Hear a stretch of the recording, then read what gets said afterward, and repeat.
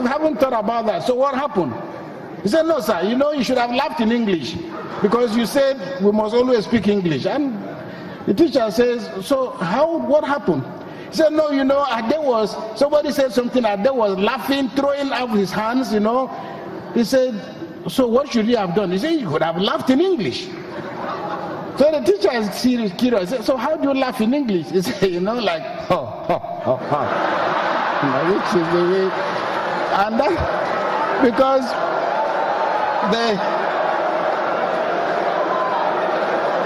the young man had gotten used to listening to their parish priest, who was an old man, who was always laughing in that way. But he thought that is how you laugh in English.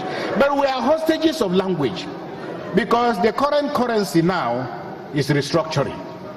And perhaps it's been offered as an alternative to resolving the issue of our gangrene. But, Nigerians, when you throw out an idea, nobody has to ask you the question. If you decide to start calling yourself professor, nobody will ask you whether you ever taught in any class. After all, a magician was called a professor in Nigeria. But Nigerians don't ask questions. Now, we are told that somehow the only solution we had to our problem, if you lived in this country after the collapse of the Berlin Wall in 1989, we were told that if you wanted a free Nigeria, we must have a sovereign national conference, otherwise there will be no nation. And everywhere you went, it was sovereign national conference. Sovereign national conference didn't happen. Then suddenly it was power shift. And everybody thought they knew what power shift meant. But we also believe that if you wanted to talk about politics and the necessary calculus, it has to be based on power shift. Now, if you have ambitions for 2019, you must tell us where you stand with restructuring. But what really does restructuring mean? No, you don't have to explain to anybody.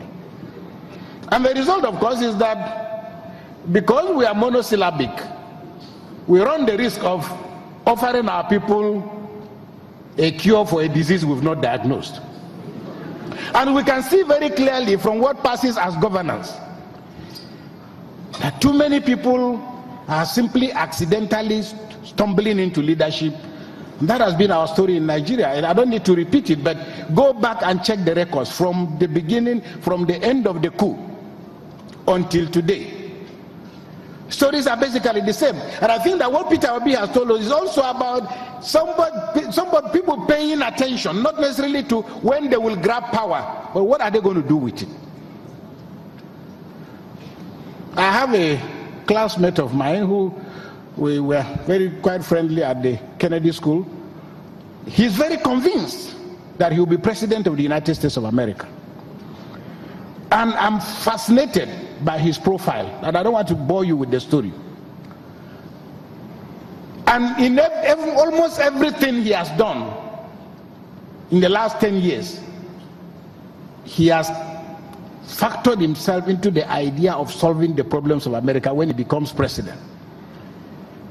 I happened to be in Washington and he invited me. We met for coffee. And within the short period of time we had to meet, because I told him, I said, I have to be on my way to JFK. And he said, no, we must meet. We met. And he brought about 5 of our classmates. And he said to me, he pointed at them one by one. This one will be chief of naval staff, a classmate of ours who was in the army. He said, when I become president, he'll be chief of naval staff. When I become president, he'll be secretary of state. And they're all acting together. It may happen, it may not happen. But at least it is important that if you are aspiring and hoping to lead this country, or any position for that matter, at least give us evidence that you have prepared for the examination. Now, on May 4th, 1933, May 4th, 1933, that was the year Franklin Delano Roosevelt was sworn in as President of the United States of America. And most presidents, governors, try to tell us what we expect from the very first speech. And in his inaugural speech, he said, the only thing we have to fear is the fear of fear itself. He talks about the nameless, unreasoning, and unjustified terror. This was 1933, which paralyzes needed efforts to convert retreat into advance. And the reason is because he came to power at a time against the backdrop of the Great Depression. And the Depression had reduced human beings to a severely limited and low status of existence. There were no jobs, no houses, people couldn't access hospitals and so on. Far worse than what you can think about in Nigeria. Because Nigerians like to say that they are suffering. They like to say that they are suffering. But how do we explain the fact that CNN reported that private jet ownership went up in Nigeria by over 600% at least 2 years ago? Of course, the private jets, we don't know whether they've now been sold or whether they've been hidden, but somehow people are no longer as arrogant as they used to be. But that's not the point. And what Dr. Obi said about champagne, I remember delivering a lecture somewhere, and my friend Donald Duke was with me. I mean, he was in the audience. And I said something about seeing a young Nigerian musician sitting down somewhere on a bed with a bottle of champagne, which was estimated at 250,000, and I thought this was crazy. When I finished, Donald Duke walked up to me and said, "Father, Bishop, poor man, who is drinking 250,000 naira champagne today?" And he looked at me with pity, and if he saw Peter Obi, he would probably feel more sorry for him, because Peter Obi ought to have known. But Donald said to me, the champagne is now 1 million naira. Who is still drinking 250,000 naira champagne? But we're talking about consumption. And yet, the crisis we face is a crisis that we have not agreed on what the narrative should be. Now, Roosevelt said one thing during his campaign. He said to the Americans, I pledge myself to a new deal. And the first 6 years of his administration, you could measure, you could count, because he's the only American president who had 4 terms as president. 4 terms. Indeed, it was because of him that Americans had to actually contemplate reducing the term. But guess what? What is even more fascinating was that at about the age of, I think, 33 or so, he suffered from polio. Here was a disabled man still able to deliver on what we call good governance.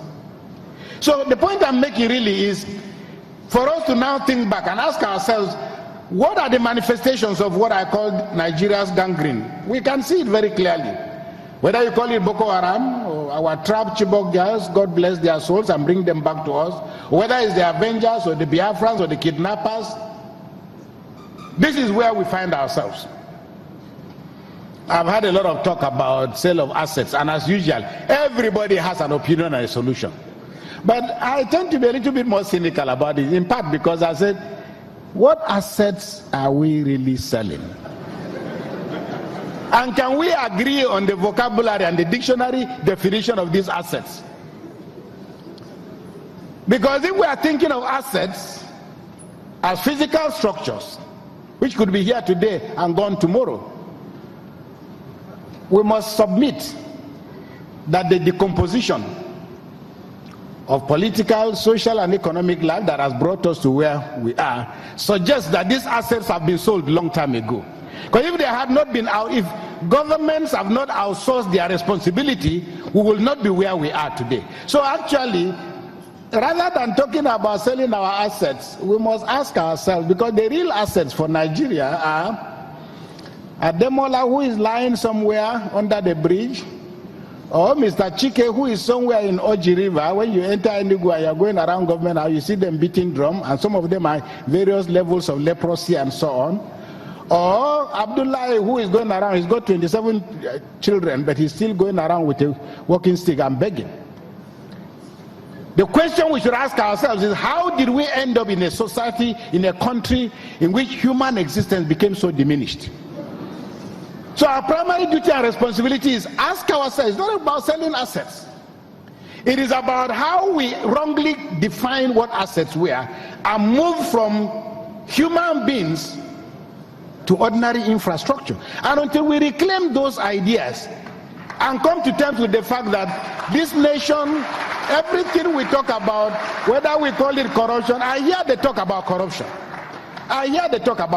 But what is most troubling for me, and I said it openly, and again, when I said it, those who didn't quite understand, those who mischievously were hurt or whatever, everybody went around saying Bishop Kukah is defending Jonathan because, again, as I said, luckily for me, I said to my friends, I was one of the first people, including all the pastors of Nigeria and bishops of Nigeria, I was one of the first persons to meet Jonathan.